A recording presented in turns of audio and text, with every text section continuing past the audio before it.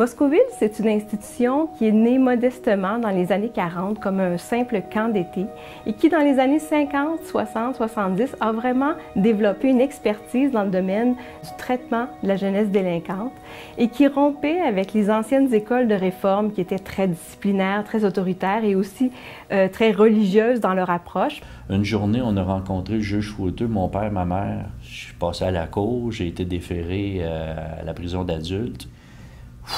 C'était 14 ans, là.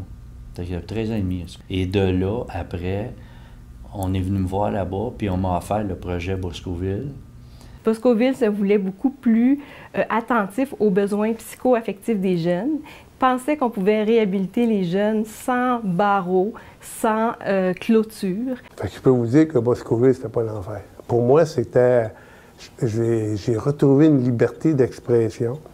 On a fait du cinéma, on a fait de la poterie. Et puis, bien, le côté scolaire, bien, ça s'est bien passé parce que je me suis mis à aimer ça. Le fondateur de Boscoville, le père Albert Roger, qui était un jeune prêtre dans les années 40, au moment où tout ça démarre, était vraiment un passionné qui regardait avec sévérité ce qui se pratiquait dans les écoles de réforme. Il a même vu un film qui s'appelait Men of Boys Town et qui était au fond une version hollywoodienne d'une expérience qui avait été menée aux États-Unis, au Nebraska plus précisément, justement une expérience de réhabilitation des jeunes dans un centre qu'on appelait le Boys Town. À Boscoville, on voulait réhabiliter les jeunes et en faire de bons citoyens. Alors, on a conçu le centre vraiment à la manière d'une petite cité des jeunes. Il y avait un hôtel de ville au centre, des quartiers tout autour. Et l'idée vraiment, c'était de responsabiliser les jeunes. Et alors, on leur conférait des responsabilités. Certains devenaient échevins, d'autres sous-ministres. Au début, tu commences, tu es celui qui nettoie. Puis là, tu montes en grade, tu deviens sous-ministre de l'entretien intérieur. Ce que j'ai été à un moment donné. Ouais, fait que là, c'est toi qui vas donner des notes sur 5 à ceux qui s'occupent des marches, ceux qui s'occupent du plancher.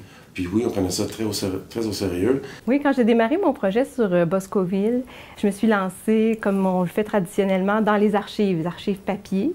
Mais j'étais toujours en manque de cette voix, cette parole-là, de ceux et celles qui sont passés à travers l'institution. Et c'était important pour nous de tourner sur les lieux, quand c'était possible, bien entendu, pour nos témoins, parce que ça favorisait le souvenir, ça favorisait l'appel de la mémoire.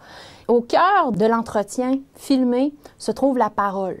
Donc, ce sont des témoins qui viennent raconter un moment de leur vie, le récit qui fait en sorte qu'à travers cette histoire-là, on retrouve, par exemple avec Boscoville, l'histoire de l'institution, mais par le dedans.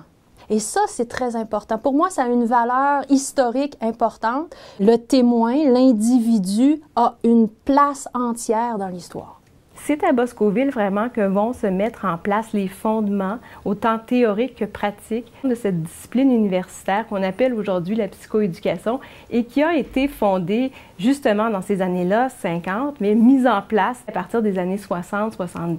Du côté de l'autre document visuel, l'histoire de la psychoéducation, on retrace, et Louise le fait très bien, l'histoire de cette profession. Et je crois qu'à travers ces deux documents filmés, ça crée une mémoire visuelle, une mémoire identitaire. Et pour ça, je crois que c'est important, ce type de document-là.